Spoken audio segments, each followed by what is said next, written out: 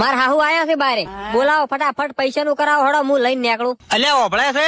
બોલો. ઓય આ તારા જમને પૈસા આલ ફટાફટ હેડ. આ જમચમ આવ્યો છે. ઈ તારો જમ પૈસા લેવા આવ્યો છે. બાર કેટલું કામ પડ્યું છે, ભેંસો તરસીને પૂછી મરી ગઈ, ખબર ના પડે? ભેંસાનું કરવું પડે. અલ્યા તારી પેશી સો હળગતી હોય ને પૈસા આલીને બહાર કાઢ. એટલે મારી વાત સાંભળો હાહરાજી, હાહુજી, હું તમારો જમાઈ છું એટલે થોડીક પ્રેમથી વાત કરો.